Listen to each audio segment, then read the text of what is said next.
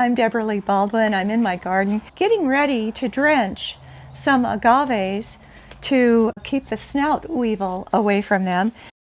The beetle, which originated in Mexico, can kill even the largest agaves in a matter of months, and it's everywhere. The sad truth is, if you don't treat your agaves preventatively, you'll lose them to grubs that turn an agave's core to mush. As of 2025, the state of California mandated that only licensed pest control experts can use imidacloprid, the most effective systemic control for agave snout weevil. So, what can we home gardeners use now? It's going to be a tough go of it for control of pests like weevils. The group of pesticides known as the neonicotinoids was an essential tool in fighting these pests. You can try, it doesn't work as well. There's a chemical you can still get hold of called acephate, the active ingredient acephate, also known by the trade name orthene. It's a systemic, and it does do an okay job on piercing, sucking insects. I've used it before with modest success. Just want to do it when the weather's cool, because it can have a harsh effect on the epidermis. So stuff like neem oil, horticultural oil, safer insecticidal soaps, they're not very effective to begin with, and they can do a lot of damage to the epidermis of the plants we like to grow. There's not a whole lot else, unfortunately. I also asked licensed pest control specialist Chris Mizuguchi, who for 30 years has combated every kind of pest for agricultural as well as multi-acre residential clients throughout North San Diego County. Chris recommends a combination of 2 insecticides, acephate and bifenthrin. What would your recommendation be for how often? Say if what I'm using was available to you, or the imidacloprid or whatever, you could do twice a year, every 6 months. But with what's available to the homeowner now, I'd say every 60 days. It is dangerous in the application. Yes. Read the label. It's all about the label. Yes.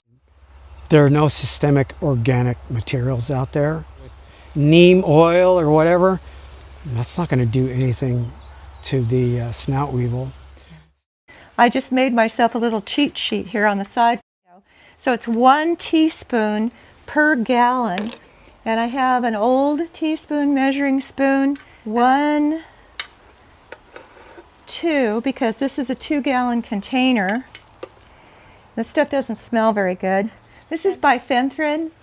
It is going to act as a barrier. So whereas the acephate, the systemic, is going to kill the grubs inside the agave itself because they're chewing on its tissues, this is more of a barrier against the adult weevils.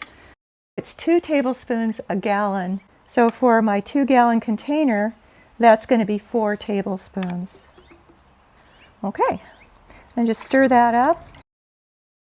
This is agave snout weevil candy, otherwise known as Agave Americana Mediopicta alba. It is not looking real healthy right now. It rocks on its base, so it may have snout weevil already. If this one were too far gone, it would come right off of its base. Fortunately, if treated early enough, an infested agave may survive. I'm going to pull this ice plant, this ground cover, away from the plant. My pest control consultant was telling me that you need to have the base of the agave exposed and open to the air without a lot of debris or plant material up against it. I've cleaned around the agave so the ice plant can't conceal and protect the snout weevil. I did find some evidence of it being bitten by snout weevil. I'm going to drench with the solution I've prepared around the base of the agave, a couple of inches away from it to catch the mature weevils as they approach the plant. And that's all you have to do. The plant is now drenched and protected for about 60 days. And you're looking especially nice today, Kelly. Well, thank you. You're just saying that because you want me to be on video. about the problem of agave snout weevil ruining agaves in residential gardens. It really is a difficult problem to deal with, and pretty much every agave can get it. There are some that tend to be more pithy and resistant, Utahensis and Nevadensis types, very pithy inner core, and that keeps the snout weevil at bay because there's really nothing for them to eat. I don't know of any agave that's completely resistant to the snout weevil. Long term, I think we're going to have to come up with some solutions for that. Okay, you're the hybridizer. You're on it. Yeah, I am. And I would also say switching out an agave for an aloe might be a good solution because they have similar shapes and fill a similar niche, and they aren't both susceptible to the same problem. There is no perfect plant, but diversifying your succulent garden is a wise thing so you don't lose your whole collection. The more of one thing you have that's susceptible to one particular insect, the more devastating an infestation can be. But once you do have an infestation, you've got to do something about it. You can't just slowly watch them melt away. I cut off agave bloom stalks in case there might be residual insecticide in the flowers, and because the tree-like stalks are easier to deal with if you get them when small. Figure about a minute to slice through an agave bloom stalk.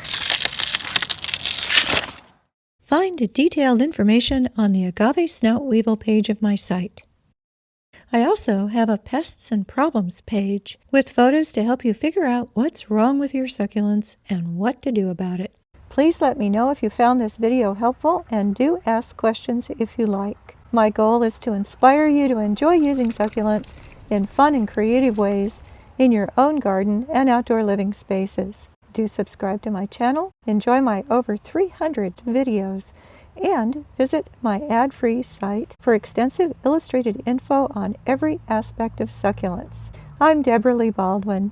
Thank you for joining me.